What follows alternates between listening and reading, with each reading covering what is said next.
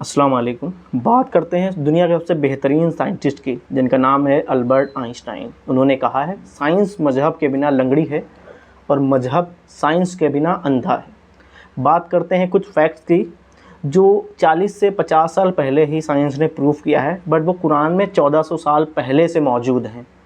तो सबसे पहला फैक्ट मैं बताता हूँ, बिग बैंग।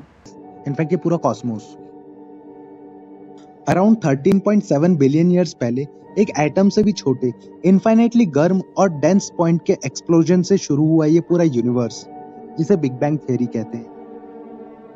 इस एक्सप्लोजन से आग का गोला लगातार फैलता गया, जिससे वो सारी एनर्जी और सारा मैटर पैदा हुआ जो आज हमारे सामने है।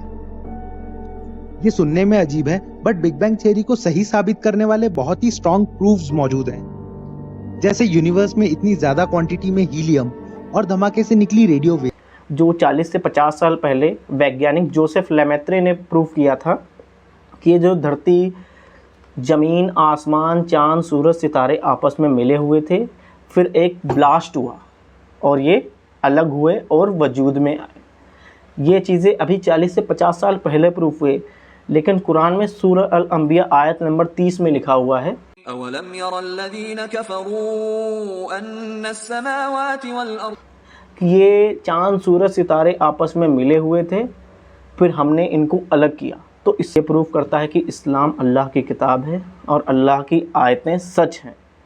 दूसरे फैक्ट की बात करते हैं हम कि साइंस कहता है कि ये ज़मीन, आसमान, चांद, सूरज, सितारे ये सब धुआं थे, उसके बाद ये वजूद में है।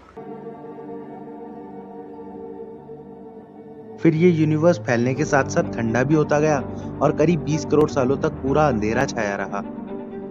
क्या आपको पता है, कुरान कहता है सूरह अल फुरसलत आयत नंबर 11 और 12 में कि अल्लाह ने आसमान की तरफ देखा और कहा, ए चांद और ज़मीन आ जाओ वजूद में अपनी मर्ज़ी से या बिना मर्ज़ी से। तो ज़मीन और आसमान वजूद में आ गए अपनी मर्ज़ी से। तो ये भी फैक्ट है। जो चीज़ 40 से 50 साल पहले वैज्ञानिकों ने प्रूव की है, वो 1400 साल पहले से कुरान में मौजूद हैं। एक और फैक्ट की बात करता हूँ। अल्लाह ताला फरमाता है सूरह रहमान में आयत नंबर 17 से 23 में कि हमने दो सागर बनाए, वो आपस में नहीं मिलते हैं क्योंकि हमने उनके बीच में एक आड़ कर रखी है। उनमें से मोती, मूंगे, हीरे निकलते हैं, बट उनका जो पानी है आपस में नहीं मिलता है।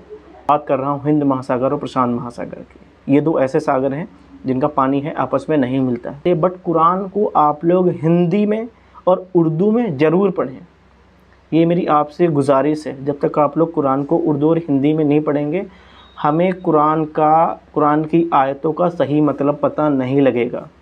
नेक काम करते रहिए और अल्लाह को याद करते रहिए।